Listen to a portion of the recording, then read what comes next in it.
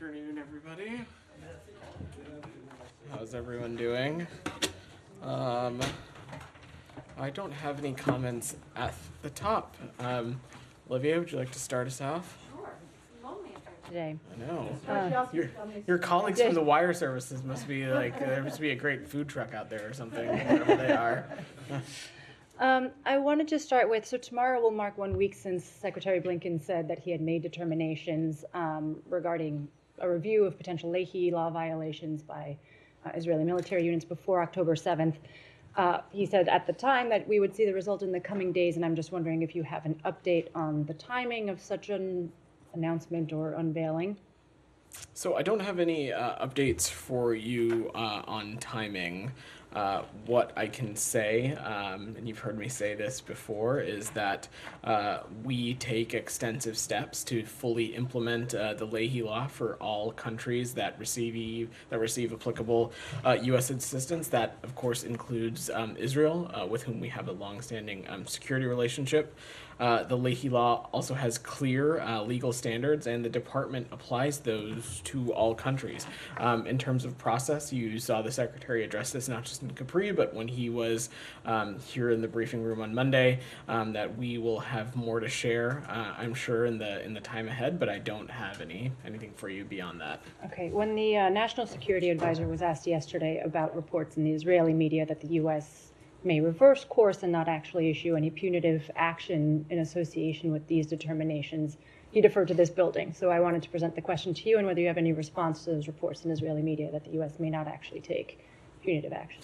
Look, we, in any country in which we have a security relationship, we will apply the tenets of the Leahy law fully. The law is pretty clear in terms of what those standards are, and those standards are applied across the board to every country in which we have a security relationship with. That will be the case anywhere where we find there to be action or activity that is in violation of the Leahy law. I'm not going to speak specifically about any particular country, as that would be very much before the process, but we have every intention to fully enforce and implement this law where it is applicable. Okay, I have two questions on the region and then one on Africa. Why don't you stick with the region, and then we'll work the room and then come back to other parts of the world. Sounds good. I will get to say just as I have done every day that I've been up here. On the video of Hersh Goldberg polling, which we understand was being reviewed by the FBI yesterday, I'm just wondering if you can say today whether that video was authenticated or any new information derived from that review. I imagine the FBI is still undertaking their analysis and undertaking whatever steps that they are involved with, them in close coordination with the Hostage Recovery Fusion Cell. What I will use this opportunity to do is just echo again that it is a high time that every hostage be released. There has been a deal on the table that Hamas continues to move the goalposts for, and so we would stress the dire circumstance and the dire importance for this to be done, and to be done so immediately. The fact, going back to October 7th, we have been clear and clear-eyed about the fact that every hostage needs to be released. But on the specific video, it's deeply troubling, horrific, but I don't have any other specifics on the circumstances around the video or the individual beyond saying that Hersh should be home, he should be with his family, and he should be released.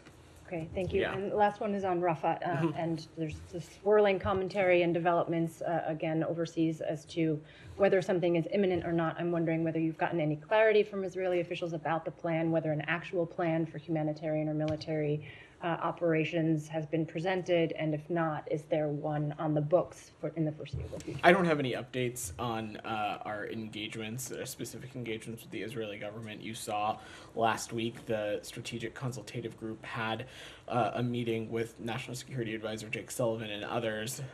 These conversations will continue to be ongoing. My understanding is that subject matter and technical experts will continue to have meetings at their level. But beyond that, we continue to not hesitate about being clear-eyed about any opposition that we have as it relates to a military operation in Rafah that does not address for the very serious humanitarian concerns that we have, that you've heard me talk about, you've heard Matt talk about, Ambassador Satterfield just the other day as well. Thank you. Well, one more, if you Yeah, can. Nadia, go ahead. I want to ask you about a colleague of yours, Hala Ratit, who was the most senior spokesperson in the region and a diplomat who served the State Department for 18 years in different places, Hong Kong, Yemen, South Africa. She resigned, and basically she said that she's been calling the administration to restrict sending arms to Israel. She's resigning in protest about your policy towards Israel. And she warned of that this policy will endanger diplomats like herself and U.S. troops in the region. It's against U.S. interests in the region.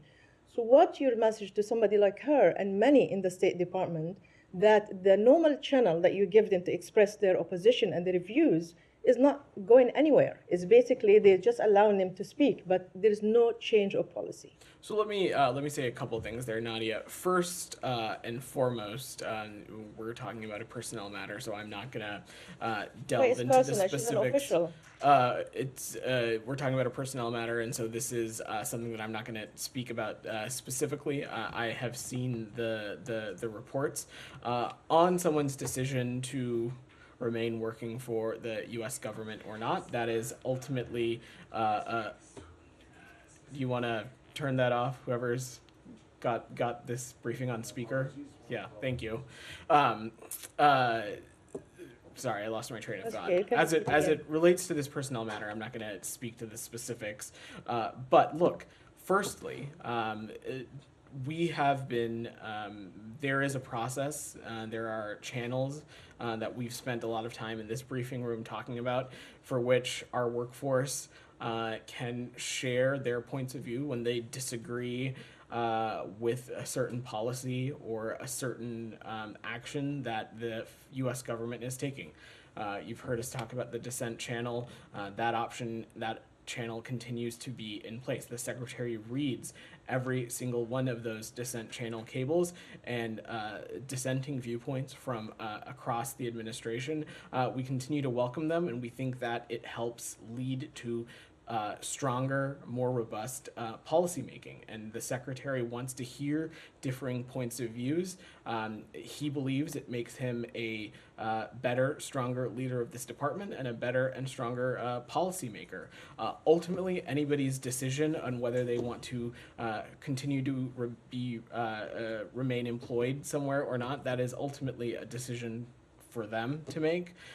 That's not anything for us to speak to. That's a very personal process. What I can say that when we're talking about the region, we are very clear-eyed about our goals and what we want. We want to see the hostages released. We want to see a ceasefire that is coupled with the release of hostages and the influx of humanitarian aid to continue to help alleviate the ongoing crisis that is in Gaza. We also want to see Hamas defeated. We want to ensure that Gaza can no longer be a launching pad for terrorism against the Israeli people. All of these things we want to see happen, and we are working tirelessly, day in, day out, to achieve this goal. And lastly, I'll just say, Nadia, when it comes to the safety and security of our diplomats, this secretary has no higher priority than that, and that is factored into our decision-making when it comes to any kind of foreign policy that we pursue, whether it be in the Middle East or whether it be in other corners of the world. Okay, Said. Thank you. Yesterday, the Israeli Prime Minister called for a crackdown on pro-Palestinian protesters in the United States of America. Do you find this to be a gross, a galling interference in American affairs? I mean, especially from a leader of a country that had just received $26 billion of American taxpayer money. Do you find that to be annoying or in any way, interfering in the affairs of the American public and exercising their right to demonstrate? Well, Said, I will leave it to the Prime Minister's office to offer any clarification on his comments, but I don't believe he called for a crackdown. He literally called for a crackdown. He literally called for a crackdown.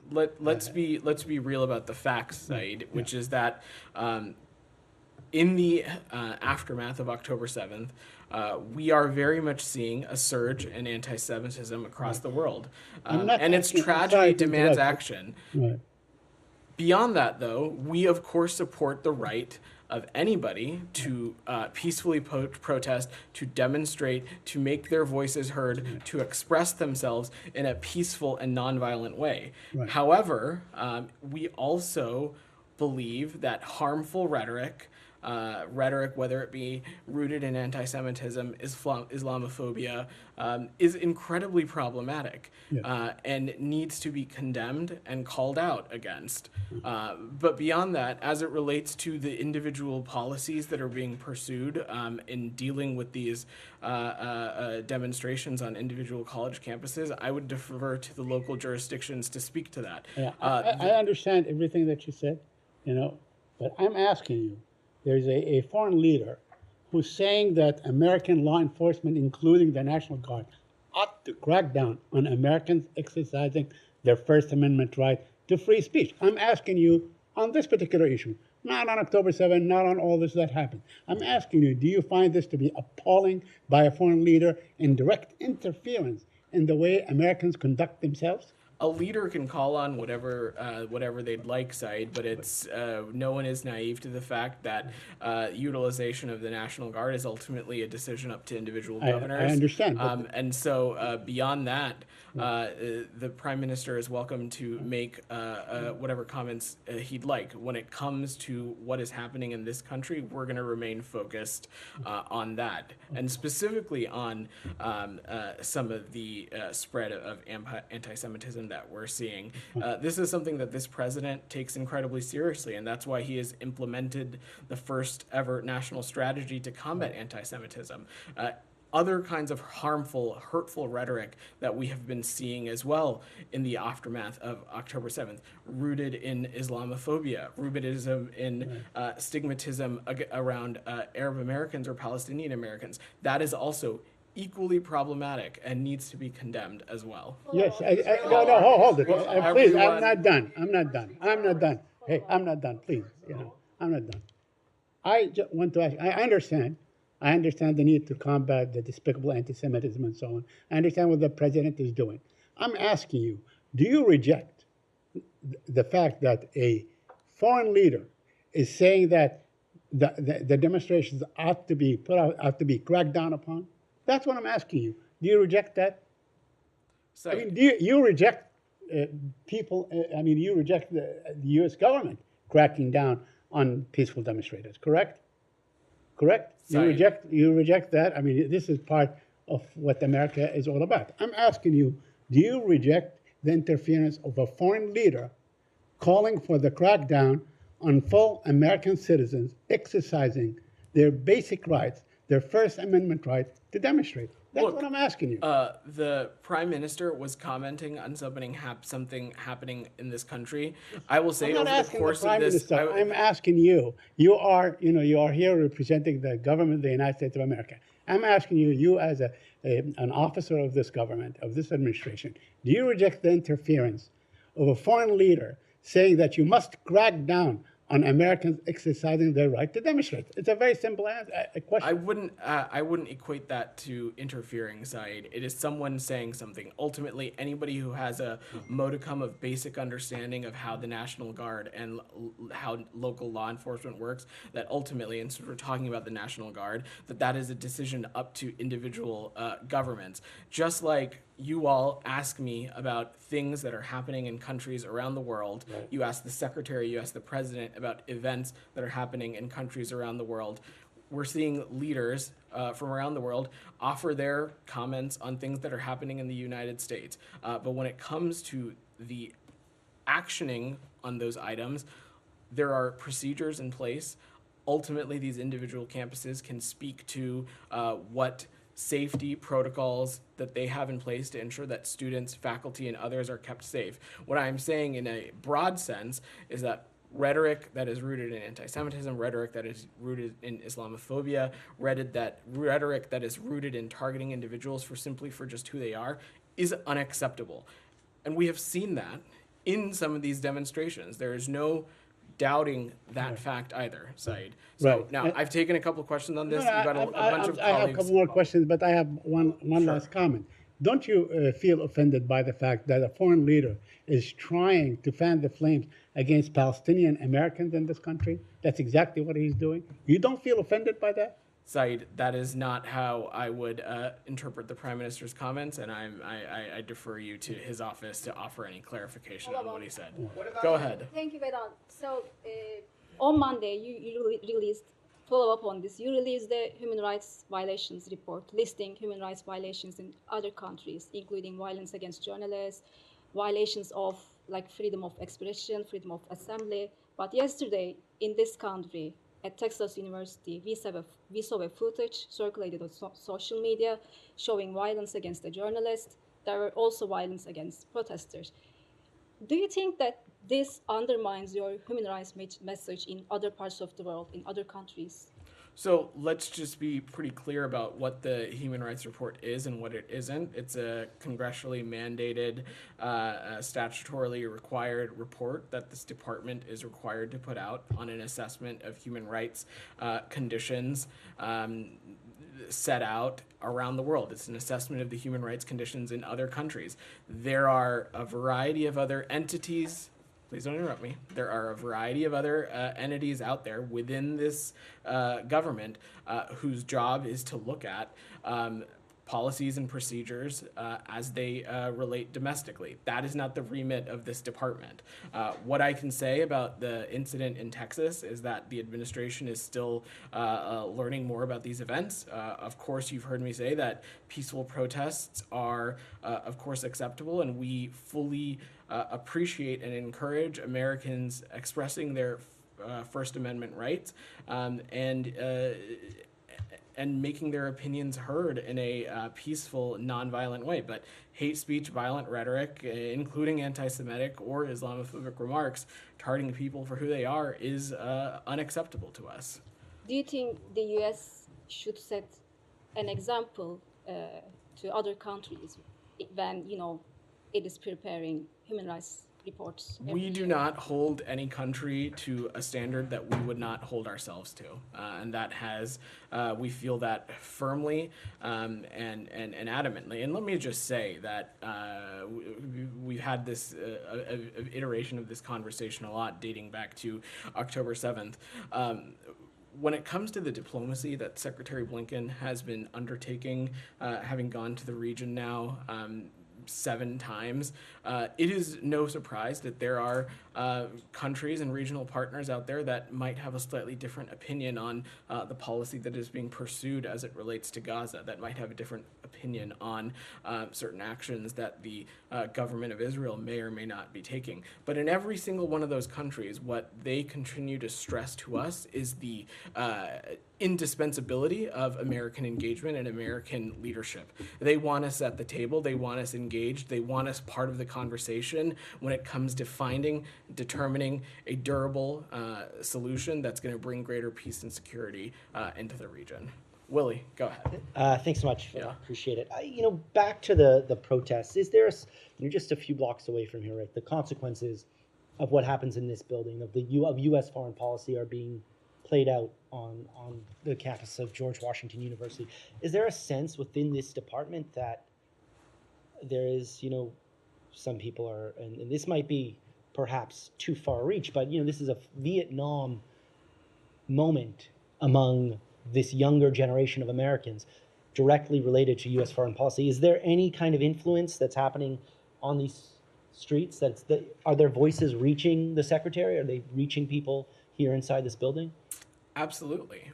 When it comes to the voices within this workforce who may have dissenting or differing points of view, the secretary is interested in that kind of feedback. He's interested in their points of view. And I will just say that since October 7th, this department has engaged in a number of different ways with the various components of our workforce, with various components of our employee groups, for those who may be in the Foreign Service or Civil Service, including those who might be appointees. We have prioritized not just engaging with these various subsectors of our workforce, but also unlocking and showcasing and prioritizing resources that might be available for these various, for our workforce to help cope with and deal with what we all know and find to be a very deeply troubling and challenging time in the world.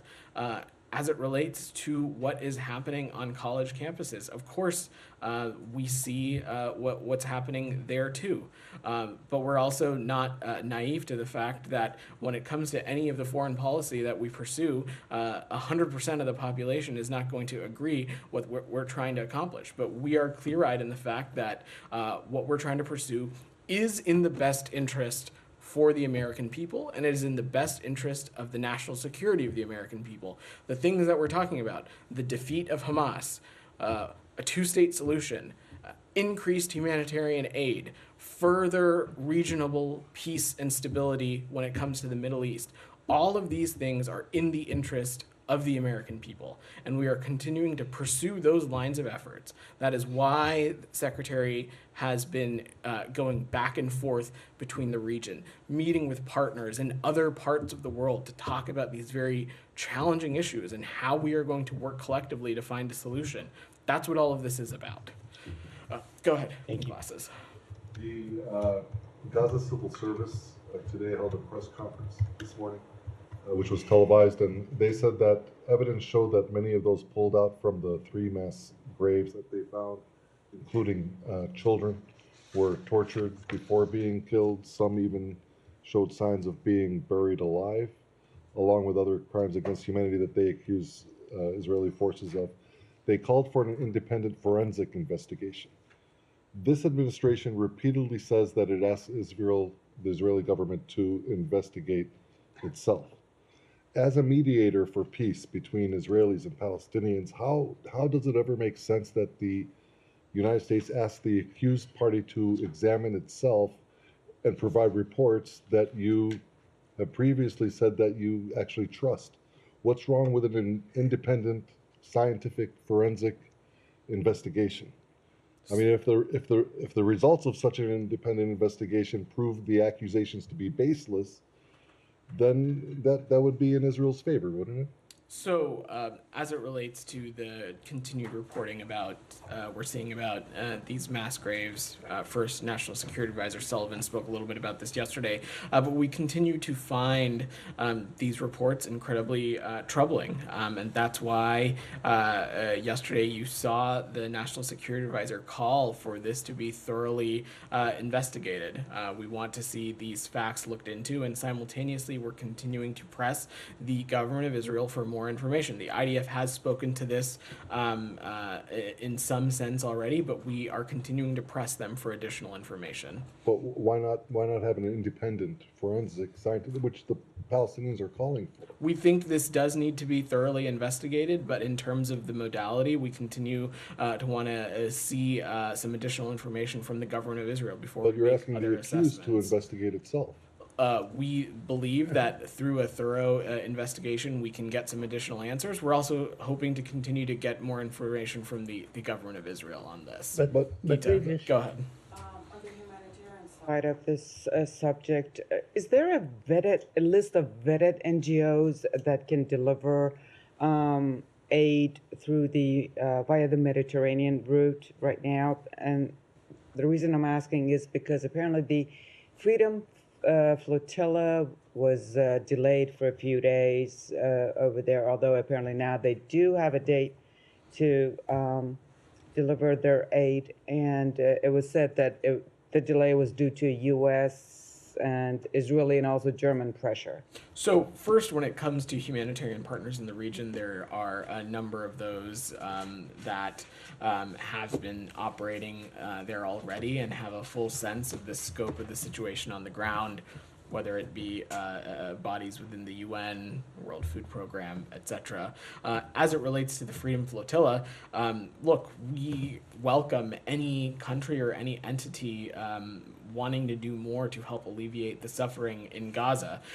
We just believe that this kind of assistance that is ultimately destined for Gaza, it needs to be transmitted through the legitimate crossings and established channels.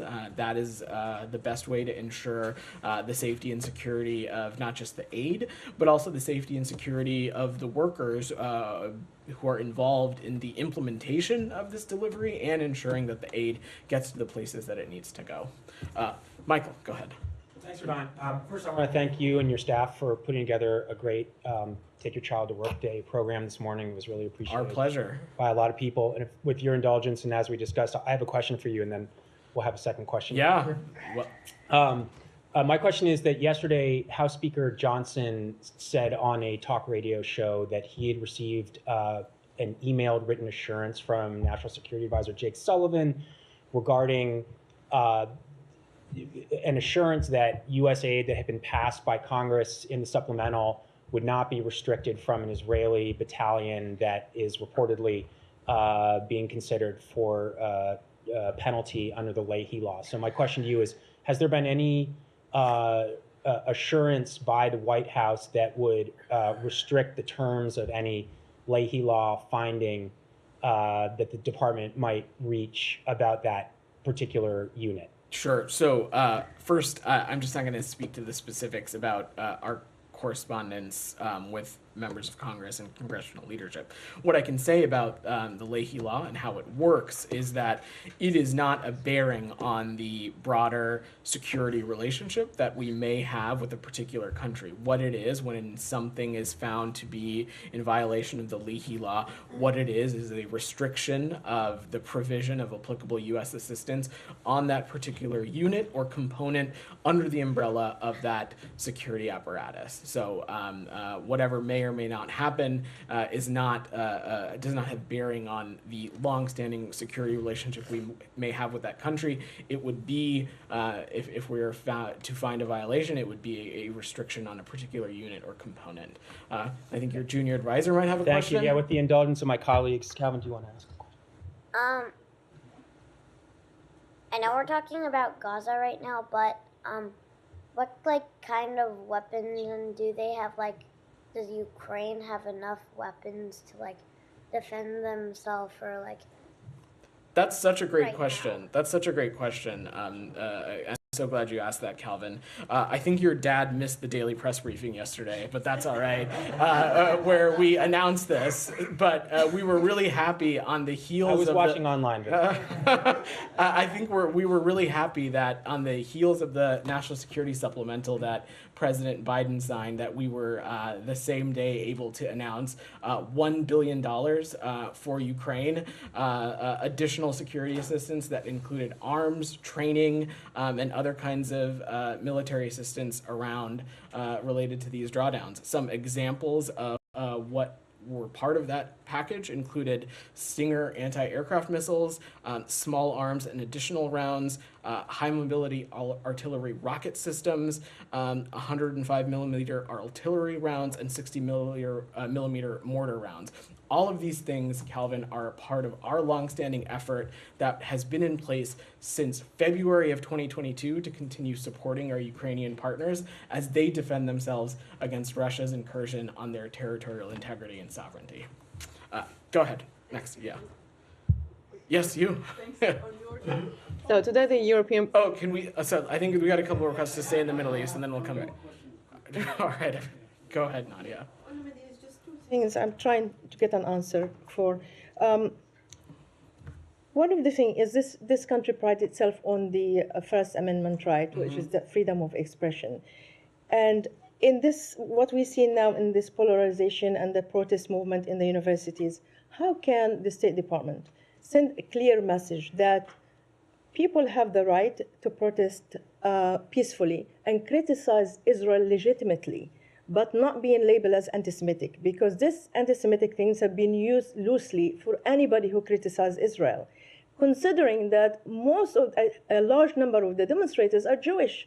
The Jewish Voices for Peace are demonstrating in the universities, whether it's in Columbia or in DC or elsewhere. So this is the message that's been used by lawmakers in Congress, and also when some other people hear, whether you hear it on TV or in American media. So how can you send a message to say that it is legitimate to criticize Israel, but it's not obviously everybody condemned anti-Semitism or Islamophobia as it stands? It's not even open for question. This is, we know, this is the message that's been repeated over and over again. But how can you separate the two? That's what I want to get to the bottom of. Well, Nadia, we believe that the two issues are incredibly separate. Let me just say, though, that what you're asking about is not totally or necessarily in the remit of the State Department. I certainly understand your question, and in answering yours and your colleagues' questions about the demonstrations and protests that we're seeing, I'm certainly not implying that any kind of criticism or critique of any kind of policy that a particular government is pursuing or not pursuing is equitable to anti-Semitism or Islamophobia or anything like that. But it is true also, Nadia, that as part of these demonstrations happening on various college campuses, happening in various places, we have seen rhetoric, language, commentary that is incendiary, that is offensive, that is rooted in anti-Semitism. And we've also seen things in the same place that is rooted in Islamophobia or the targeting of Arab Americans and Palestinian Americans. That's not hyperbole. That is, I needn't point you any further than the public reporting of what we're seeing as these demonstrations. It is totally fair and on the level for anybody to use their First Amendment rights to express their point of view peacefully on a particular foreign policy that the United States might be pursuing, that any government on the face of this planet might be pursuing. But it is also a moral imperative to ensure that in the midst of those demonstrations and in part of that process, charged offensive language does not become part of that discourse. Sure. And finally, how can you avoid being accused of double standard if you condemn the Iranian regime for cracking down on peaceful demonstrators and you refuse to condemn another leader, in this case a friend, an ally, Israel, who's calling on you to crack down, on the U.S. to crack down on peaceful demonstrators? Look, Nadia, again, as it relates to these calls for use of the National Guard, whether it be from a foreign leader or from others within the U.S. government, these are ultimate decisions for individual governors to make. It's not really something that we would have a role in from the executive branch. Beyond that, as it relates to the National Guard, also, I'm sure my colleagues at the Defense Department can speak to some of this specifically. I will also say that there is not any moral equivalency, Nadia, between what we see the Iranian regime do. They are one of the biggest abusers and perpetrators of violations of human rights, going back decades, versus a foreign leader opining on things that may or may not be happening in a country, which is something I do from up here, the Secretary does, the President does, Matt does, all the spokespeople in this administration who speak on topics of foreign policy are asked about topics happening in other parts of the world. Sure. David Satterfield, Envoy David Satterfield, in his last appearance, warned that there's a strong possibility of famine in the north of Gaza. Yesterday, Giancarlo Siri, the head of the WFP, he says we're 6 weeks away from famine. Are you aware of these reports? And what is the position of the United States in terms of having some sort of urgent plan to deal with this? Well, Saeed, I'm pretty sure I'm aware of these reports because I was standing right there when David Satterfield said them. Right. You saw the ambassador speak pretty clearly about the positive steps that we are seeing on the humanitarian ecosystem, things that we believe are moving in the right direction.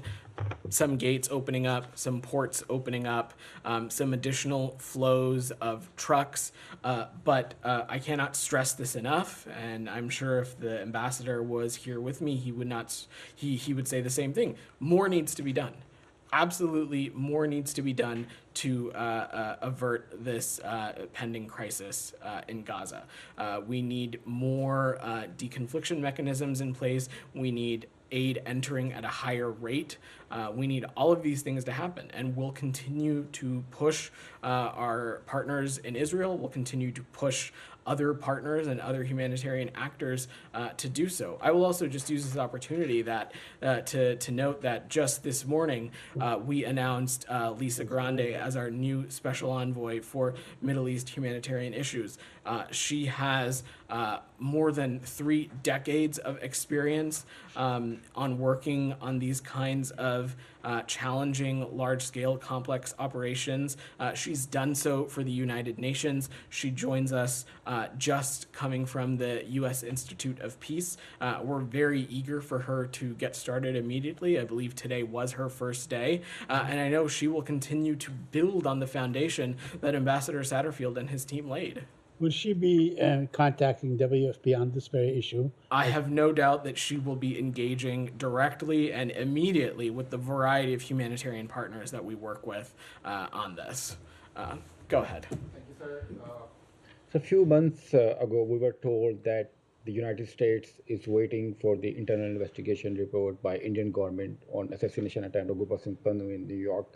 Now, when this report is out, India admits the involvement of their agents in that assassination attempt, but we don't see any trial or punishments. What is your comment on this report, and how would you make Indian government accountable of these crimes?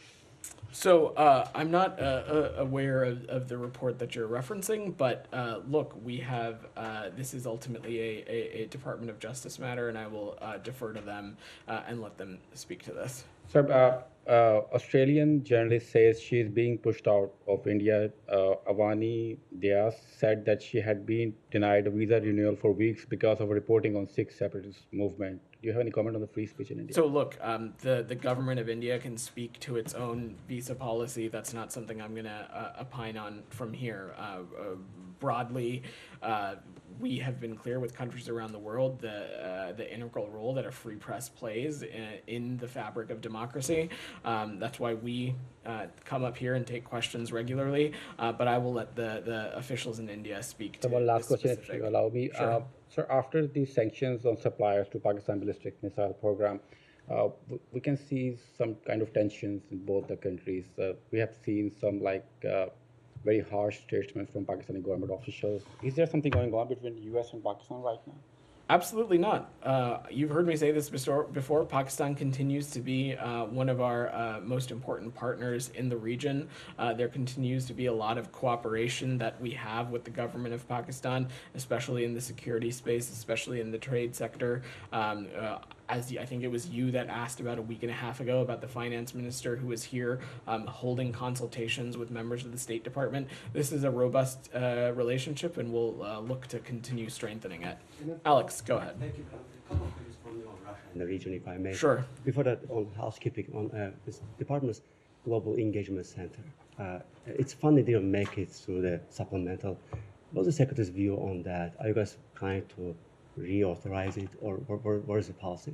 So the Global Engagement Center, my understanding is that it is another congressionally mandated entity of the State Department. They continue to do important work, especially in the face of combating disinformation and misinformation in other parts of the world. As it relates to additional congressional engagements about funding levels for programs within the State Department, I don't have that level of technical breakdown for you. Take it from me if there's Sure. any. Yeah. And what is the level of concern on potential Russian attempts to disrupt European elections? We just recently had Czech Republic uncovering Russian operation inside Czech Republic and targeting elections across Europe. Now, elections are coming up. Any concern on your end? This is something that we have engaged directly on with our partners in Europe on, particularly our partners in the EU, about being clear-eyed about when it comes to any kind of potential election interference from adversarial actors like the Russian Federation. I don't have a specific assessment to offer for you, Alex, but this is something that both we and our partners in Europe have been engaged on directly. Thank you. Quickly follow up on Kelvin's question on supplemental. Sure. Let me finish, Alex, then I'll come to you, and then we'll probably got to wrap so shortly after that. On supplemental that Kevin asked about. Yeah. Portion of it is about frozen assets, and you already probably have heard about Russian deputy foreign minister today threatened the United States by saying that, well, if you follow through that law, then we're going to shut down our embassy in Washington, D.C. If they want to leave the time for the U.S. to say, be my guest. I appreciate you giving that opportunity, Alex. But let me just say that when it comes to sovereign assets, these are things that we're continuing to pursue through our partners in the G7, and we are assessing what options and avenues are feasibly possible in the various legal and judicial systems that exist in the various countries that make up our coalition. And I just don't want to get ahead of the process. We'll leave it at that. Israel? Georgia, go ahead. Georgia, thank you. Today, the European Parliament voted to reject opening EU accession talks with Georgia while the Russian draft law is in place, and also urged the EU and all its partners to consider sanctions. As I have information, there is a serious discussion in Congress on how to react to the actions of the Georgian government as well. Can you confirm that, or do you have any close and real serious discussion with the Congress on this matter? So I'm not going to comment on any consultations on Congress, but look, we've spent a number of weeks now talking about this draft law, and I will echo what you've heard me say before. We find the contents of this legislation incredibly troubling. It is akin to the kinds of legislation that we see in the Kremlin and in other countries in the world who have a track record of cracking down on media organizations, cracking down on civil society actors, cracking down on nonprofits. We think that this kind of legislation is inconsistent with the EU's own stated goals, which is something aspirationally Georgia itself has stated it's interested in. Go ahead. Yeah. How has the signing of the law yesterday, which included the TikTok measure, changed the Secretary and State Department officials' conversations in China, or has it?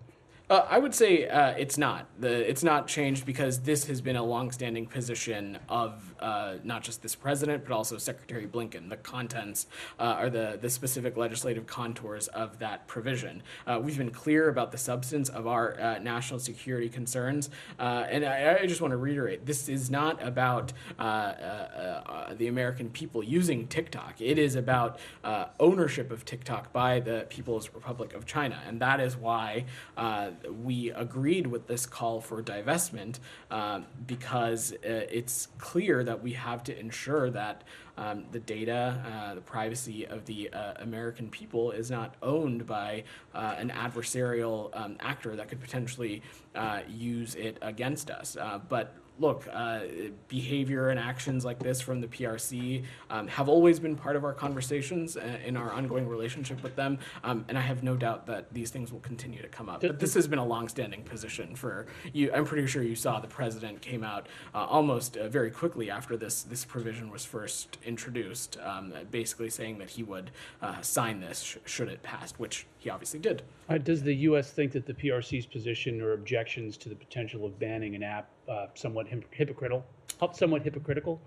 I'm not going to opine on it or categorize it from here, but our view is that there's some clear runway here on what TikTok should be able to do. It provides for 270 days for a qualified divestment with a potential extension for another 90. And as it relates to the PRC's claims that they wouldn't allow something like this to happen, we believe that it should, and we believe that this divestment should move forward.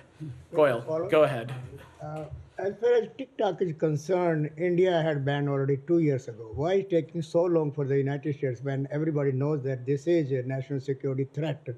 And if anybody from the department have spoken with the Chinese Communist Party or Chinese leaders about this, and what's behind? There's a lobby or somebody is benefiting from this, and that's why they don't care about the national security issues in the U.S.? So I will leave it to our partners in India to speak to their own efforts. But what I can say about the United States is that legislation is not the only sort of safeguard measure that we have when it comes to protecting things like our privacy and cybersecurity. I will just say when it comes to government devices and government assets, there has been a long-standing policy of the inability to use TikTok on those kinds of devices to ensure safety in the cybersecurity and tech space. So there's a number of things like that in place to make sure that we're protected. Olivia, Second go question, ahead. sir. I'm going to work the room right, and then Olivia, and then we probably have to wrap. Thank you. So there are reports that U.S. military personnel are expected to leave Chad in the coming days, possibly as soon as this weekend. Can you say whether there are any diplomatic efforts underway to stop that from happening? And then more broadly, is the department working at all on an urgent basis to quell what appears to be the swell of pro-Russian, anti-American sentiment coursing throughout significant counterterrorism partners? Yeah, let me address that in two parts. So first, our military deployments anywhere around the world, they operate at the invitation and with the support and partnership of host nations.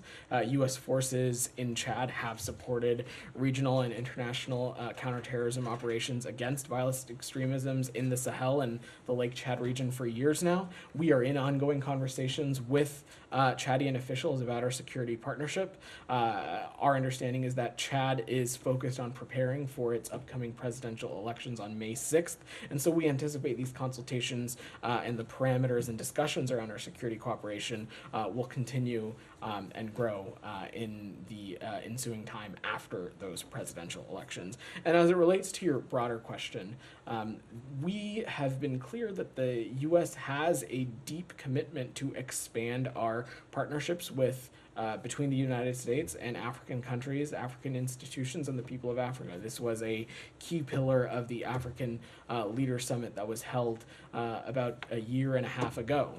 One of the key things that we continue to remain focused on, especially in the West African and Sahel region, is a security partnership, a focus on counterterrorism.